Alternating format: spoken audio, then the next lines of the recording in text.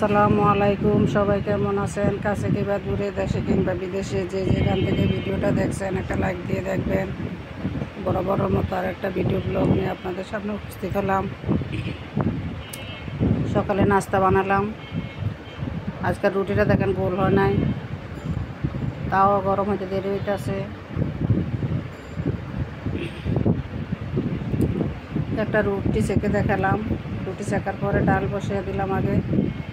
আজকে ডালের সাথে টমেটো দিয়েছি। এভাবে টমেটো দিয়ে ডাল খেতে কে কে পছন্দ করেন কমেন্টের মাধ্যমে জানাবেন। আমার কাছে তো ভালোই লাগে, কার কাছে কেমন লাগে আমি জানি না। ডাল আছে, তারপরে কদিন পরে আম নামবো।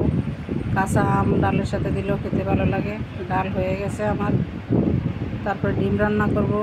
ডিম সিদ্ধ করার জন্য নিয়েছি, চুলায় বসিয়ে দিলাম।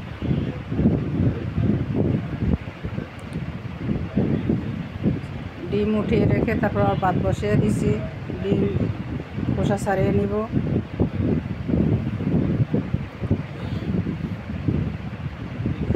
ডিম সিদ্ধ হয়ে গেছে, ডিম খোসা ছাড়িয়ে নিব। আর চুলে ভাত বসিয়ে দিছি।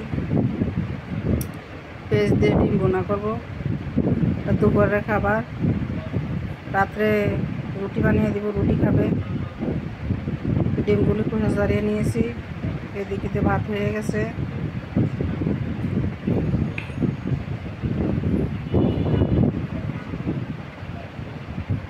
ডিমগুলি একটু তেলে ভেজে নিলাম।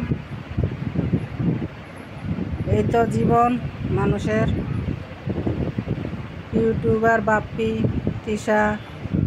তিশার শাশুড়ি আর ইউটিউবার বাপ্পির মা মারা গেল হঠাৎ করে। ওনাদের ভিডিওগুলি দেখতাম। ওনারা ক্যামেরার সামনে সবাই আসতো। ওনারা ভাইরাল হয়ে গেছে, সবাই ওনাদের ভিডিও দেখে। তো হঠাৎ করে উনি মারা গেল, বুড়া মানুষ। ওনার জন্য খুবই আফসোস লাগে। আসসালামু আলাইকুম।